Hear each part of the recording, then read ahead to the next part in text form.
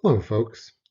I'm reading an original short story by me, Revenant, The Blue Ford with the Rumble Seat by Marty Price. That's me.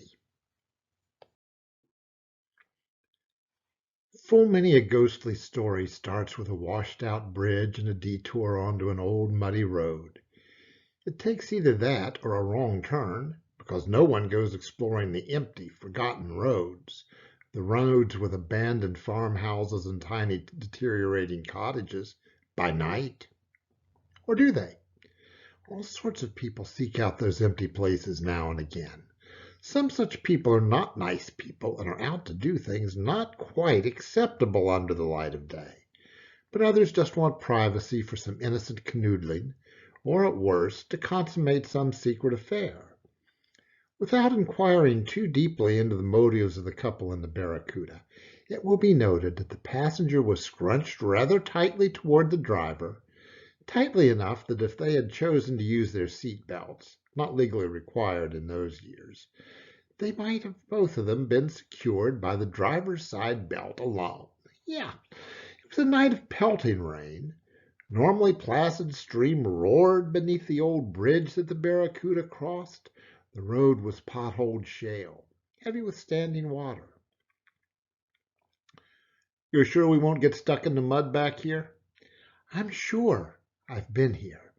We just need to go around this bend, out of sight of the main road, and there will be a wide spot where we can pull to one side. Not that we need to worry. No one will be driving this road tonight. It dead ends, and there's nothing out here but a handful of hunters' cabins and 3 or 4 abandoned farmhouses. If you're sure. I am. I thought I was.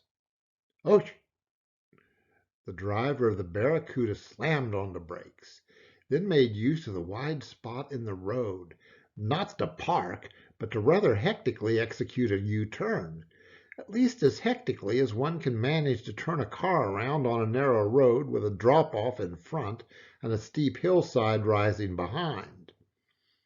The Barracuda, moving as rapidly as safety in a pelting rain would permit, made its way back across the old bridge and onto roads more traveled. Just a junk car, I think, the passenger whispered.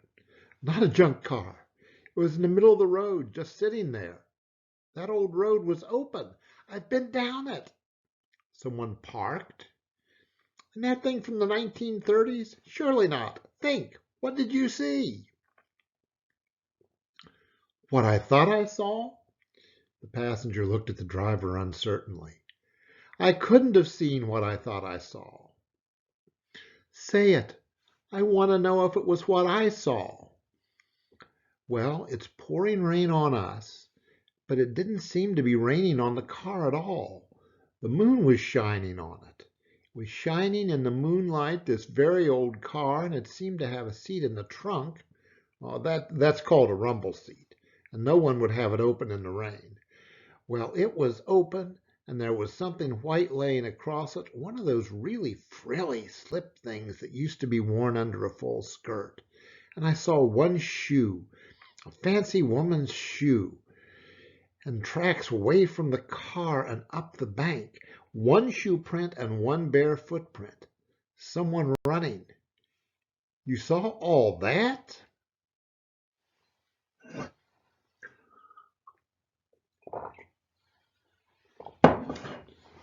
It's like when I think about it, I see more and more. Like I looked up at some movie, up a tunnel, and I see more and more as I look. So I see these tracks of this woman scrambling up the bank like she was running from something. Well, I saw the car and the slip and a house up above with lights on, and I thought I saw a hand reaching over the roof of the car, pointing something metal. I think pointing a gun. That's all you saw? That's enough. I was driving, trying to turn this car around. You saw a lot. But what did we see? A murder?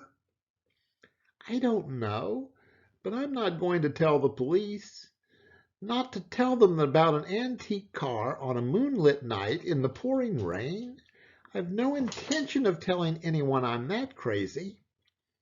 People sometimes have to know what secrets they are keeping or how to account for what they think they've seen. 3 days later, under a late autumn sun, the couple crossed the bridge, a bridge that felt safer in the daylight and with the creek returned to its normal depth, and drove out the old road. They passed the bend, saw their own tire tracks from the abrupt U-turn, and saw the empty, muddy road beyond. There was a farmhouse above the bank where they had seen the car, or the remains of a farmhouse, its roof collapsed and its walls sagging. They stopped the Barracuda, got out, and examined the ground. Though their 3-day-old tire tracks were still sharp in the mud, no sign of later tracks could be seen. No one, it appeared, had been on the road. There was no shoe, there were no footprints from a woman scrambling up the bank, and there was no sign that an old car had stopped or had been driven from the spot. They looked at each other. What did we see? Or imagine? Below the road, well below, as though it had rolled over several times after being pushed sideways from the road, lay the twisted remains of a car. It was almost covered by many seasons of vines. One would not know it had once been painted the kind of bright, deep blue that would shine in the moonlight. It was so thoroughly indented and rusted that one might not even know that 30-odd years ago it had been a car. The couple did not see it. They returned to the Barracuda and drove away, leaving an unknown story and unknown secrets behind. That is my little Halloween thriller. Marty Price, copyright 2021. Thanks to any of you or all of you who have enjoyed this.